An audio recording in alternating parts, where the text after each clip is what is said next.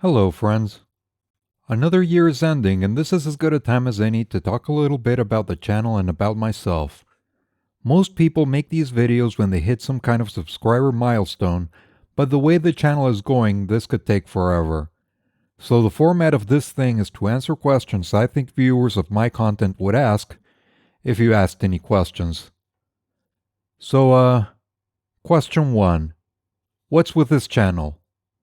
Well, the purpose of this channel is to keep me from going crazy with idleness and isolation, and secondarily to put some audiobook-style narrations out there for people who prefer to get their reading done this way instead of in print. Question 2. How do you choose which text to record? Pretty much whatever strikes my fancy, as long as it's in the public domain and not something I have a lot of trouble with. I don't have any kind of background as an actor, so I tend to avoid stuff with a lot of dialogue, and reciting poetry is a skill I just don't have, so that's out as well. Question 3. You claim to record whatever you like, but the vast majority of your videos are socialist tracts. Aren't you just some kind of radical snowflake leftoid ideologue? Yes. Question 4. Tanky or anarchist? To steal a joke from existential comics, I'm a true centrist. I believe Marx and Bakunin both made great points. To expound a little bit on this point, I think Marx and Engels have given us a framework to understand class as a function of our relation to the means of production, and class struggle as the engine of history. Anarchist thinkers, especially Peter Kropotkin, have also made huge contributions to left thinking, specifically in laying down the theoretical framework for an unhierarchic society based on cooperation instead of competition. Fundamentally, though, I'm interested in universal liberation from capitalism, from imperialism, from racism, misogyny, religious bigotry, homophobia, transphobia, and all other forms of oppression. I should also say I have very little time or patience for the kind of armchair leftist who expends a lot of energy criticizing practicing leftists instead of figuring out how to subvert the dominant liberal paradigm. Which is not to say gatekeeping is inherently bad. I'm calling for better gatekeeping.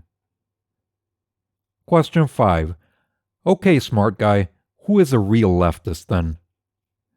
That one's easy. In modern political discourse, leftists believe in liberation and the abolition of hierarchy, including the hierarchy of private property. If someone thinks being a landlord is a real job, they're not a leftist. The other thing to keep in mind is that politics is inherently a collective activity.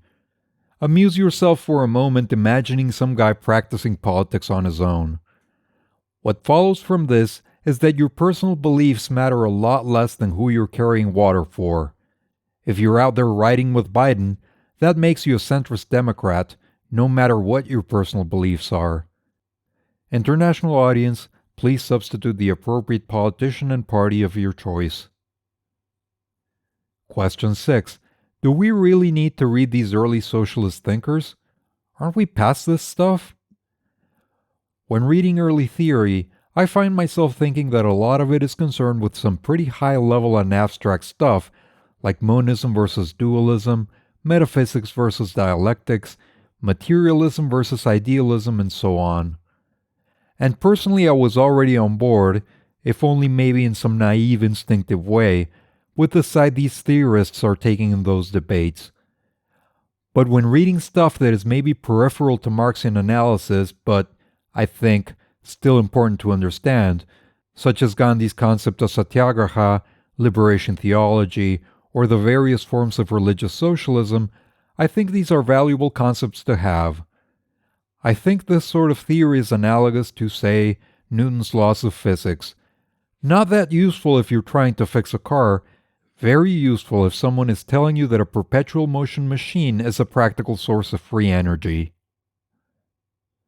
Question 7. Doing audio recordings with a still image is a huge waste of YouTube's capabilities. Why aren't you doing proper videos? Alternately, why not just release the recordings as a podcast? I am 100% self-taught as a content creator. That's not a brag.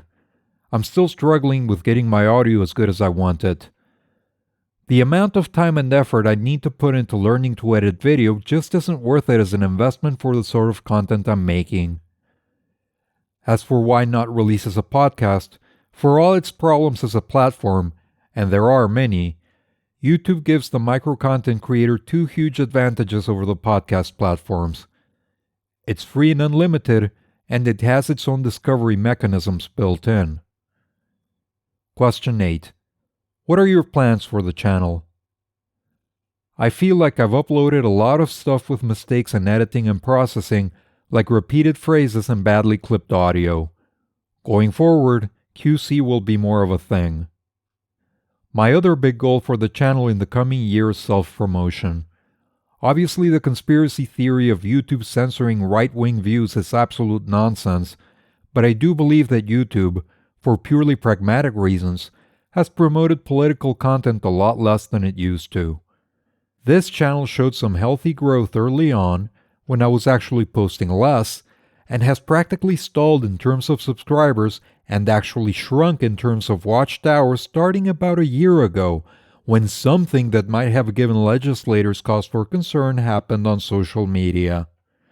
So I think YouTube has a strong interest in being able to show a curious politician that they are doing something to curb political speech outside of the acceptable parameters.